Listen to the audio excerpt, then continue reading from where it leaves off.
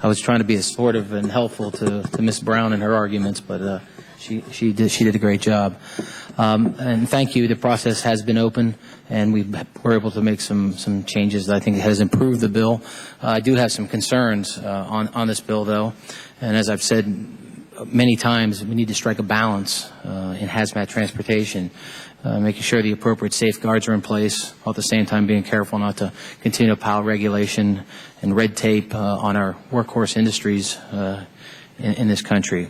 And again, I have still have some concerns with some of the language in there, particularly with the lithium battery question, but it's absolutely essential to our way of life that we are able to safely and quickly deliver a wide range of potentially dangerous materials without unnecessary bureaucratic interference. Hazmat carriers have a remarkable safety record, and I've said it over and over again that the percentage of fatalities in the industry have an astonishing safety record.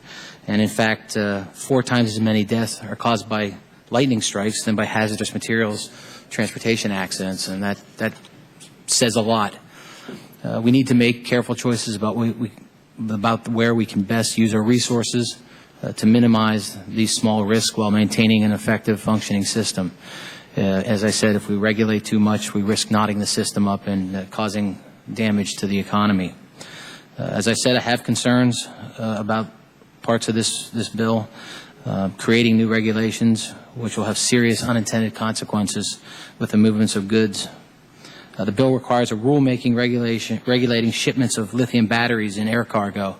And despite the fact that DOT is just about ready to release a proposed rule on this very issue in the next few weeks, the legislative language is very prescriptive and will not allow PHMSA or the FAA any flexibility to utilize their expertise in this area, or to include the many legitimate concerns that have been raised by industry.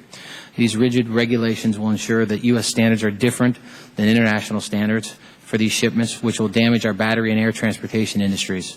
Furthermore, this provision will actually restrict the ability of batteries to be shipped in air cargo in a variety of ways, and may require the costly retrofit of aircraft with fire suppression systems that do not always work to extinguish these types of lithium battery fires. So our concerns go far beyond the simple requirements to mark and label these packages. This type of lawmaking sets a bad precedent, and I strongly support removing this provision from the bill in its entirety, allowing the regulatory process to proceed without an inflexible congressional mandate. So, as I said, there's been improvement to the bill, but still large portions of it I think are going to go in the wrong direction.